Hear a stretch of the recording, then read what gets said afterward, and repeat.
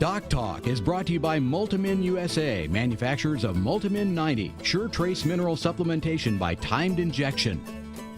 Hi there and welcome to DocTalk. I'm Dr. Dan Thompson here at the College of Veterinary Medicine at Kansas State University, and today we're going to have a great show on weaning calf strategies and nutrition. Dr. Casey Olson, a professor of the animal sciences and industry, will be my guest. Stay tuned for a great show. In the last 3 years, we've changed some things in our AI protocol, one of which was the use of multi-min. We've seen a significant increase in our AI pregnancy rate. The cost of an embryo program is significant, and we feel that if we were able to even get one more pregnancy out of a cow, that would pay for the whole cost of the whole bottle of multi-min right there. This segment is brought to you by Purple Wave Auction, the easiest, most straightforward way to sell used equipment. Purple Wave, straight, simple, sold. Welcome to the show. Thank you. It's good to be here, Dan. Well, it's always great to have you.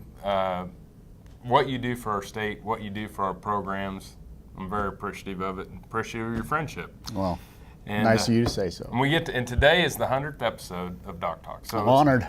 Well, me too. It's been a lot of fun, a lot of good shows, and this is a great one to have, especially with what we're facing this fall and in the industry. But we're going to talk about weaning calf strategies and nutrition. And we talked earlier, there's a question you got to ask right off the bat when you're going to develop your weaning calf strategy. That's a fact. A producer comes to me and tells me he wants to precondition cattle to prepare them for market. The first question I'm going to ask is, are you going to own these cattle for any length of time past preconditioning, or are you going to sell them after you precondition? Makes a difference then on which program you're going to pick or what you're going to do. Absolutely. Okay. Now, for producers that choose to sell a calf right after the time that they complete preconditioning, they're pretty much bound by what programs the market will offer.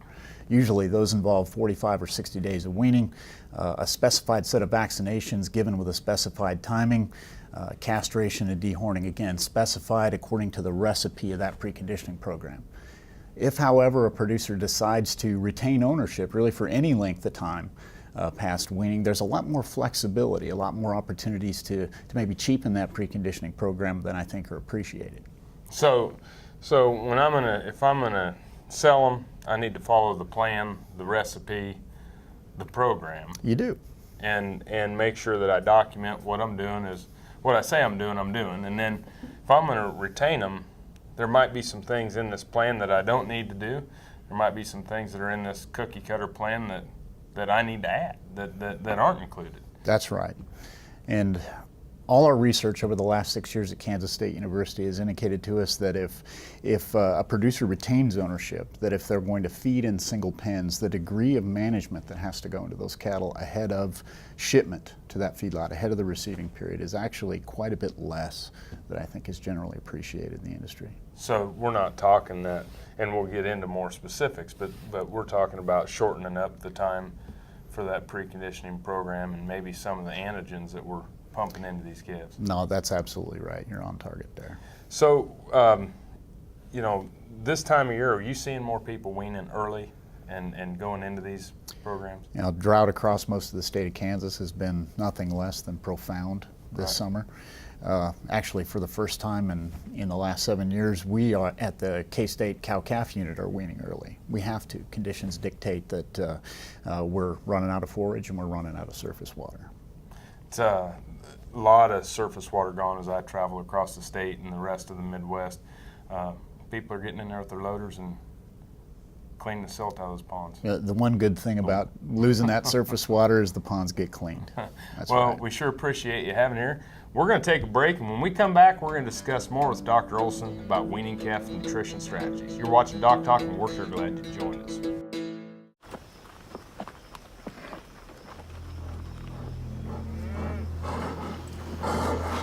There's something wrong. His head is down. He's clearly stressed. He's worried sick about BRD. That's why there's prescription Zactran for BRD treatment and control in high-risk cattle. Get a rapid response plus 10-day treatment and control in a single dose, so you can stop worrying and get back to business. For use in cattle only, do not treat cattle within 35 days of slaughter. Because a discard time in milk has not been established, do not use in female dairy cattle 20 months of age or older, or in calves to be processed for veal. The effects of Zactran on bovine reproductive performance, pregnancy, and lactation have not been determined. Don't worry yourself sick. Talk to your veterinarian about a real alternative for BRD treatment and control. Because it's critical, it's Zactran from Mariel, a leading animal health company. Got cattle? Rotomix manufactures a complete line of energy-efficient rotary and vertical feed mixers for feedlots, beef production, dairy, and cow-calf operations. Our mixers are available with the patented Generation 2 staggered rotor, the industry standard for feeding wet rations that include wet distiller's grain. Made in the USA, Rotomix mixers are designed for feeding performance that American cattlemen and dairy producers have come to expect. Rotomix, proud to offer a better mix in less time using less fuel. Cow-calf, stocker, and feedlot producers know that effective parasite control improves overall herd performance and profitability. Norbrook offers a comprehensive, economical line of pour-on and injectable parasiticides for every livestock operation. Consult with your local animal health supplier to set up a program that protects your investment and brings larger cattle checks this fall. See for yourself why the Noromectin line from Norbrook is the practical choice for your herd. This segment is brought to you by Lalaman Animal Nutrition, dedicated to the development and production of natural and differential solutions for animal nutrition. Hi there and welcome back to DocTalk. Dr. Dan Thompson here, and I'm joined by Dr. Casey Olson, who's a professor over in the Animal Science Department in the College of Ag here at Kansas State University, and we're discussing weaning calf strategies.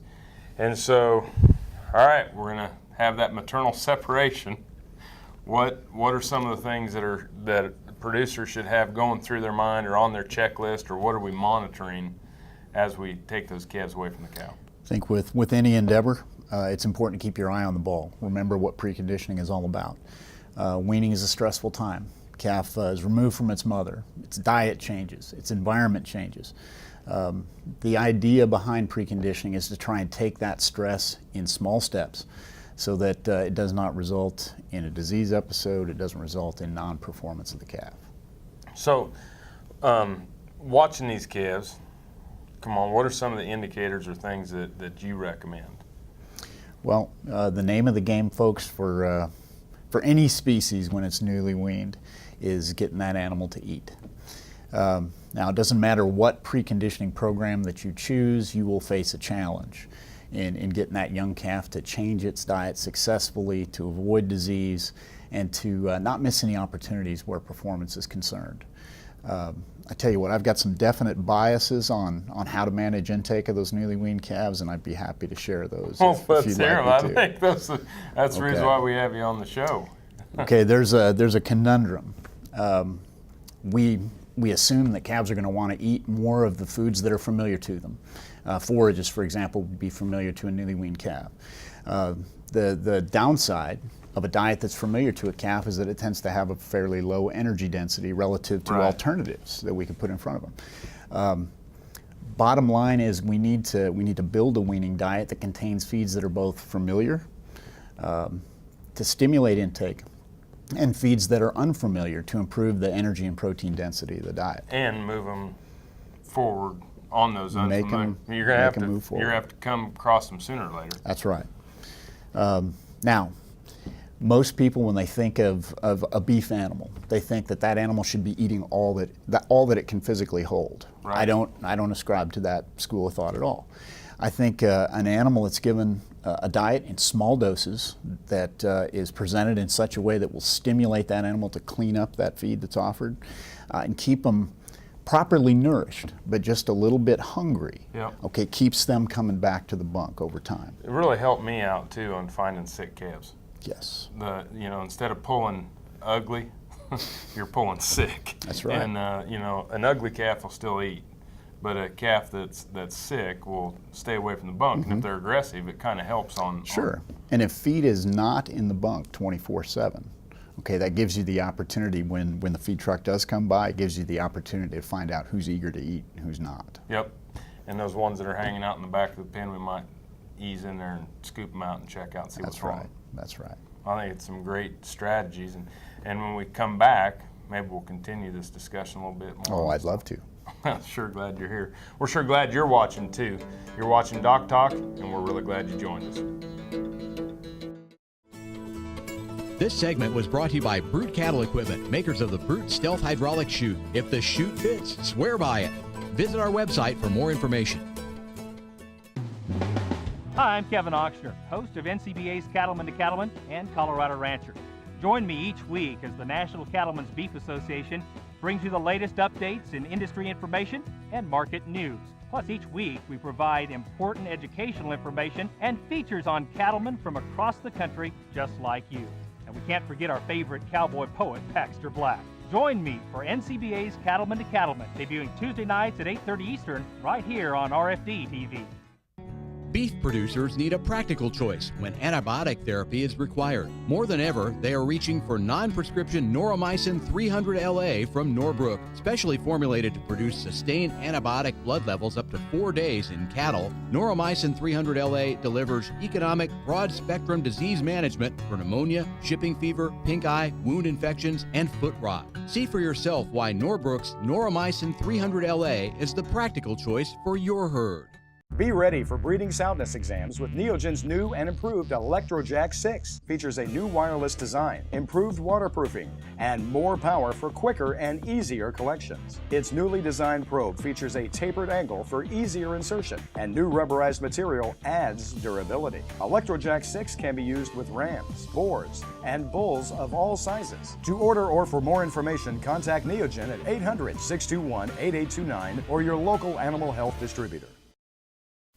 Valley Vet Supply is devoted to providing information and professional quality products at reasonable prices. Valley Vet Supply.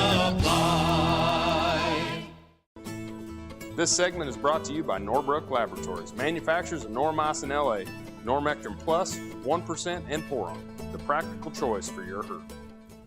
Hi there and welcome back to DocTalk. Dr. Dan Thompson here from Kansas State University, and I'm joined once again by Dr. Casey Olson, who's a professor of nutrition, ruminant nutrition, over in the Animal Science Department in the College of Ag, and we're talking about weaning calves. And We are. And now it's time to pull the rabbit out of the hat. Okay, here's the Share rabbit, folks. Here's the Share your rabbit. secret. In the last segment, we talked just briefly about the idea of limit feeding a newly weaned calf from the standpoint of keeping that animal hungry and keeping him coming to the bunk aggressively. We also talked a little bit about blending familiar feeds and unfamiliar feeds in that weaning diet to help stimulate intake. This is the way I like to do it. I'm going to save a little bit of premium quality long stem hay for that first day that the calves are off of the cow. That goes into my bunk at a very modest rate of 1 pound per head, and underneath that 1 pound of forage per head, that premium quality forage, is about 1 pound of concentrate. Okay, the weaning diet that I'm hoping to adapt these cattle to. The idea is that the animal approaches the bunk, finds something familiar, eats down through that familiar feed, and eventually encounters that new diet and has an opportunity to sample it. Now for the first 3 days, that's pretty much how that diet is going to be offered. 1 pound of chopped forage, long stem chopped forage, premium quality, with increasing amounts of concentrate layered underneath it. After that third day, I'm going to switch the order of those two things. Okay, the hay goes on the bottom, the concentrate goes on top, still just 1 pound of long stem forage. Okay, with each passing day, I am bumping the amount of concentrate feed that I'm offering to that calf approximately 1/10% of body weight. So, for example, if we're talking about a 500-pound calf here, I'm going to be bumping that feed allowance every day by about a half a pound. Half a pound. Gotcha. My goal, okay, when all is said and done, is that 10 days after weaning, that little beast is consuming 2% of its body weight of a diet that is designed to promote a 2-pound rate of gain at that intake. Gotcha. Now, I haven't finished, I guess, with my strategy. After day 5, the long stem hay completely comes out of the diet. And that animal is left with a complete concentrate-based diet that has the roughage in it. And by day 5 now, that animal's become acclimated to it and is consuming, if we work things on schedule, at a rate that will sustain its immune system, that will promote a modest amount of growth and help us to get that calf moving in a direction for a successful preconditioning program. So at 5 days, we're done with the hay. 5 days. 3 days, the hay's on top, feed's on the bottom. Days 4 and 5, flip it. Yes. Hay's out, and then we move them up. What's the percent concentrate in that TMR? That's going to be about a 70% concentrate diet. I like to have that diet blended with a non-forage roughage source to make it compact and easy to store. What would be an example? Cotton seed hulls, for Cotton example, seed hulls, would be okay, a non-forage roughage source. Good. Well, we know for a fact that getting those calves to eat is huge on predicting health and preventing health episodes from occurring. Yes. And I think it's a great strategy, one that a lot of people, I think, do use and will be using. Anything else? Well, I guess the one thing that I could add is that, just to reemphasize what Dan said, intake is the name of the game. Animals are going to perform, grow, milk, do everything in proportion to the amount and the quality of feed that they consume. If you can manage intake, you can manage any situation with beef cattle. You're watching DocTalk. We'll be back after the break. This is Agriculture Today from Kansas State University. Winter wheat planting time is fast approaching in the Central Plains, and considering the extremely dry soils, one thing that K-State agronomist Jim Schroyer is talking up with growers is timing the planting in alignment with whatever rainfall comes from here on. We do need a pretty good soaking rain across the state, but in the short run, we need a few inches of rain across the state just to get that upper surface good and moist, so that when planting time rolls around, we'll have the good quick germination, get the wheat out of the ground.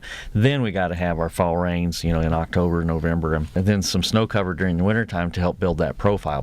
But right now we need rain. Another example of what's happening in agriculture today from K-State Research and Extension. The Kansas State University College of Veterinary Medicine is a leader in food animal research and education. Our researchers are constantly expanding the knowledge of animal health and food safety. Through the Veterinary Health Center and the Kansas State Veterinary Diagnostic Lab, we provide practical services for animal producers. Home of the Beef Cattle Institute, the college is committed to animal welfare training and research. The Kansas State University College of Veterinary Medicine, knowledge and service for the future of animal production. We've been here for 42 years now. We run around 2,500 cows. I bought a couple loads of cattle black cows out of California. I noticed these cows are kind of a off-color, rusty color. We're going to be processing these cows in the next few days, and at that time I will inject multimin into them to help take care of their copper deficiency. I would recommend multimin to any cowman. It's been effective. If our local animal agriculture industry disappeared, what else would disappear? The buses that get us to school? The playgrounds and ballparks we go to after school? The books and computers that help us learn and grow? Animal agriculture provides millions of dollars in tax revenue that pay for our school improvements, that pave the foundation that will build our future. A message from U.S. soybean farmers and their checkoff. Beef producers need a practical choice when antibiotic therapy is required. More than ever, they are reaching for non-prescription Noromycin 300LA from Norbrook, specially formulated to produce sustained antibiotic blood levels up to 4 days in cattle. Noromycin 300LA delivers economic, broad-spectrum disease management for pneumonia, shipping fever, pink eye, wound infections, and foot rot. See for yourself why Norbrook's Noromycin 300LA is the practical choice for your herd. This segment is brought to you by Rotomix, manufactured in the USA and designed for feeding performance in the feedlots, beef production, dairy, and cow-calf operations. Hi there and welcome back to DocTalk. I'm Dr. Dan Thompson here from Kansas State University's College of Veterinary Medicine. I'm joined by Dr. Casey Olson, who's a ruminant nutritionist and professor over in the Department of Animal Science here in the College of Ag at Kansas State University. And we had a great discussion on weaning calves and nutrition, and we've talked a lot about some of the tricks to the trade and things that you recommend and do with the cow herd here at K-State. And now, at the beginning we're talking about two routes. you know, program Yes. calves and retained ownership calves. And I think you have some information for people that are going to retain ownership that maybe they can do to save some money and some labor. Yes. And let me give you a little insight into my thought process here. When we embarked on this research 7 years ago, we were really at a point in time where preconditioning was being highly touted, but there wasn't a lot of research to back up the actual processes involved. So we went back to square one. We investigated how many days prior to shipping to a feed yard that a calf should be weaned for optimal health and growth performance. We tested everything from 0 to 60 days. We looked at the timing of respiratory disease and clostridial disease vaccination, timing and degree. And we looked at also weaning method. Can we do it, for example, on a pasture instead of in a dry lot and have similar performance in the feed yard? So Dan, where should we take this? Well, I think we ought to start right where, you know, where you want to, but, you know, let's put the big rocks in the jar first and move towards the sand. Well, we'll start with length of time that a calf should be weaned before shipping to a feed yard. I think that's a big question. In our investigations for a retained ownership calf, one that's not being enrolled in a program, so to speak, we found that 2 weeks of weaning prior to shipping is just as good as 60 days of weaning prior to shipping. It's better than 0, but no different from 60 days. From a vaccination standpoint, we found that we can touch that calf on the day of weaning, put those initial vaccines into that calf, and then again come back 2 weeks later, put the booster vaccines in, and save ourselves touching the cows and the calves on range one extra time. Huge labor and wear and tear on cattle. Absolutely. We found that probably the two biggest things that account for calf performance during receiving are the fact that the calf knows how to eat out of a bunk, knows how to drink out of an automatic watering device before it ever shows up at the feed yard. And then lastly, if a producer does not have the opportunity to wean into a dry lot and instead needs to do that on pasture, you can expect some pretty great things, but you still have to train that calf how to eat out of a bunk in that pasture environment. Gotcha. Knowing what a bunk is very critical. Pasture weaned calves generally are not going to perform as well as dry lot weaned calves during the receiving period. However, they do perform fairly well in that pre-weaning phase. Bottom line is there's no difference in time to finish to speak of, no difference in carcass merit between pasture weaned and dry lot weaned calves. There is a slowdown in performance, however, during the receiving period. Well, I think it's some wonderful information. 7 years of research going into it. And appreciate all that you do. Appreciate you being here today. Thank you, Dan. It's good to be here. Appreciate y'all watching as well. Remember, we always recommend that you work with a local veterinarian. And if you want to know more about what Dr. Olson and I do here at K-State, you can find us on the web at www.vet.ksu.edu. I'm Dr. Dan Thompson here from DocTalk. We're sure glad you joined us, and we'll see y'all down the road. For more information about this program or previous programs, go to DocTalkTV.com. DocTalk was brought to you by Multimin USA, manufacturers of Multimin 90, sure trace mineral supplementation by timed injection. As a manager of grazing beef cows, the thing that's always bothered me about standard trace mineral supplements is that we put them out for the animals to consume, but there is no guarantee that the animals will consume them in the right amounts. Multimin 90 allows us to address at least 3 specific trace mineral issues that we have here in the Flint Hills. Other grassland types here in Kansas, the midgrass prairie in the central part of the state and the shortgrass prairie out west, have their own mineral issues. Multimin 90 matches up with those as well. Trace mineral supplements are also heavy metals, and we have to be careful how we use them, how much we put into animals that might potentially find their way into the human food chain. Multimin 90 is an FDA-regulated product. It's important to follow label directions in terms of dosage and route of administration. The route of administration is subcutaneous, usually in the neck area. There are no risks for injection site lesions, or minimal risks anyway for injection site lesions if used appropriately. What I like as a livestock manager about Multimin 90 is that when I apply that injection, I know that the animal is receiving the 4 critical trace minerals, selenium, copper, manganese, and zinc, at exactly her requirement. I know exactly how much is getting in. In our trial at Kansas State University, we used 460 mature cows. Half of these were injected at preg check time during the month of December, and again about 4 weeks prior to breeding.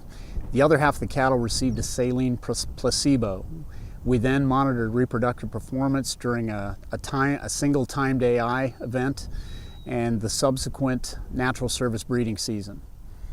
In our study, we got 9% greater AI conception on the treated cattle than on the cattle that received placebo, and our calving distribution was shifted farther forward into the spring in the treated cattle as opposed to the untreated cattle.